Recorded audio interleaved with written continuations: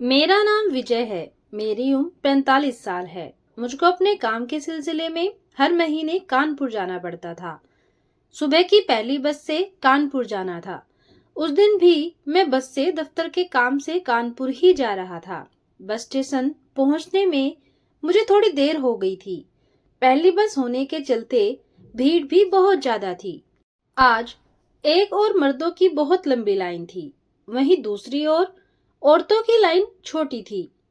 मुझको यह एहसास हो चला था कि आज इस बस में शायद ही सीट मिले, लेकिन उम्मीद पर तो दुनिया कायम है। यह सोचकर मैं लाइन में खड़ा रहा। तभी औरतों की लाइन में एक लड़की आकर खड़ी हो गई। उम्र यही कोई रही होगी 22-23 साल के आसपास। खुले बाल, पैंट टी शर्ट पहने, वह हाथ में एक बैग लिए हुए खड़ी थी।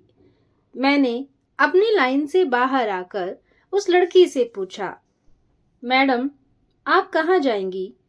उस लड़की ने मेरी तरफ गौर से देखा, फिर कुछ सोचकर बोली, कानपुर। मैंने कहा, मैं भी कानपुर ही जा रहा हूँ। अगर आप मेरी थोड़ी मदद कर दे तो। यह सुनकर वो लड़की बोली, कहिए, मैं आपकी क्या मदद कर सकती हूँ? मैंने 500 का एक नोट उसे थमाते हुए कहा, आप मेरी भी एक टिकट कानपुर की लेकर मेरी मदद कर सकती हैं। उसने कहा, ठीक है, आप बैठिए, मैं अभी लेकर आती हूँ, ऐसा लड़की ने कहा। और मैं बूथ पर लगी बस के पास आकर खड़ा हो गया और थोड़ी देर में वह लड़की टिकट लेकर मेरे पास आई। हमें अगले दरवाजे के बिल्कुल साथ वाली 2 सवारियों की सीट मिली थी। अब बस शहर से निकल पड़ी थी। मैंने उस लड़की का शुक्रिया अदा किया। बातों का सिलसिला शुरू हुआ तो मैंने उससे पूछ लिया कि आपका क्या नाम है और कानपुर में आप क्या काम करती हैं? उस लड़की ने अपना नाम गीता बताया और वह एक कंपनी में सेल्स एजेंट थी। काम के सिलसिले में वह यहाँ आई थी। काम खत्म करके वह वापस लौट रही थी।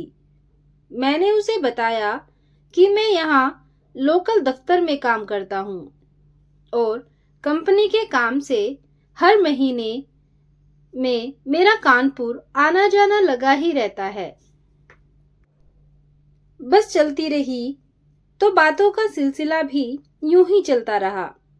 गीता ने बताया कि वह मूल रूप से उत्तर प्रदेश की रहने वाली हैं। यहाँ वो कानपुर में किराए का मकान लेकर उसमें रह रही है। घर में मम्मी पापा और उसकी छोटी बहन है जो गांव में रहते हैं। बड़ा भाई दिल्ली में एक प्राइवेट कंपनी में काम करता है। मैंने बताया कि मैं भी किराए का मकान लेकर ही रह रहा हूँ। मेरे बीवी बच्चे सब गांव में ही हैं। महीने में 2-4 बार ही घर का चक्कर लग पाता है। कुछ समय बाद यही अपना घर लेकर रहने का इरादा है। इसके बाद ही जिंदगी शायद सेट हो पाए। बातों बातों में कब समय बीत गया ये पता ही नहीं चला। एक जगह बस 15 मिनट के लिए रुकी थी। मैं नीचे उतरकर चाय और समोसे ले आया। जब तक चाय पी तब तक बस चलने को तैयार हो गई और बातों का सिलसिला फिर से शुरू हो गया। हम दोनों ने घर परिवार व दफ्तर तक की तमाम बातें कर ली। एक दूसरे को मोबाइल नंबर भी दे दिए।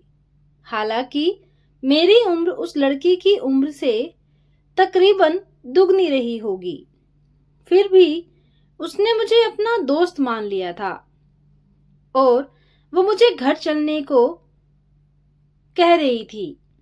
मैंने उसे बताया, इस बार तो घर नहीं चल पाऊंगा क्योंकि कुछ जरूरी काम है। अगली बार जब भी मैं यहाँ आऊंगा तो सुबह नहीं शाम को आऊंगा और रात भर आपके यहाँ रुक कर ही जाऊंगा। और अगर आपको हमारे यहाँ आना हो तो वैसा ही आप भी करना। इसी वादे के साथ हम दोनों रुस्त हुए। मैंने सुबह सुबह कानपुर दफ्तर पहुंचकर काम निपटाया और वापस बस में बैठकर घर की तरफ मैं रवाना हुआ। बस रात के तकरीबन 11 बजे वापस पहुंची। बस स्टेशन पर उतरकर मैं अपने मकान में पहुंचा ही था कि फोन की घंटी बजी। मैंने देखा तो गीता का ही फोन था। उठाया तो गीता ने पूछा, घर पहुंच गए क्या ठीक ठाक? मैंने कहा हाँ, अभी अभी घर पहुंचा हूं। गीता ने कहा चलो ठीक है, नहाओ धो, खाओ पियो, तुम थक गए होंगे। और इतना कहकर फोन काट दिया। अब गीता से हफ्ते में एक आध बार तो फोन पर बात हो ही जाती थी। धीरे धीरे ये दोस्ती गहरी हो रही थी। 1 महीने बाद फिर से मुझको दफ्तर के काम से कानपुर जाना पड़ रहा था। मैंने गीता से बात की तो उसने कहा, आप शाम को ही आ जाओ, सुबह जल्दी उठने में दिक्कत नहीं होगी और इसी बहाने आपके साथ रहने का मौका भी मिल जाएगा।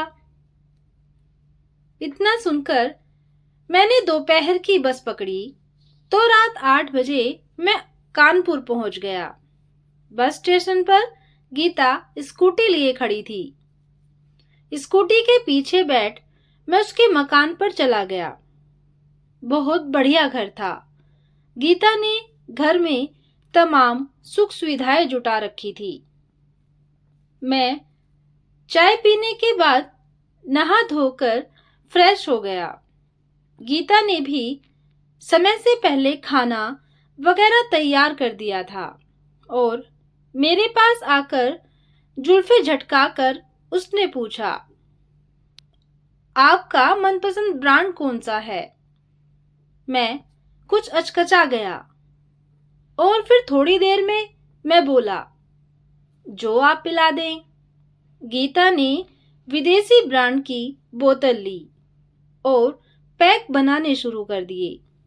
2-2 पैक लेने के बाद हमने खाना खाया और पति पत्नी की तरह प्यार करके उसी बिस्तर पर सो गए।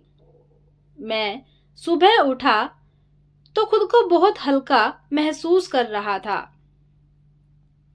गीता भी जल्दी उठ गई थी क्योंकि उसे भी दफ्तर जाना था। हम दोनों ने तैयार होकर नाश्ता किया और अपने अपने काम पर निकल गए। तो ये थी एक छोटी सी कहानी। आपको कैसी लगी कमेंट करके जरूर बताना। कहानी को सुनने के लिए धन्यवाद।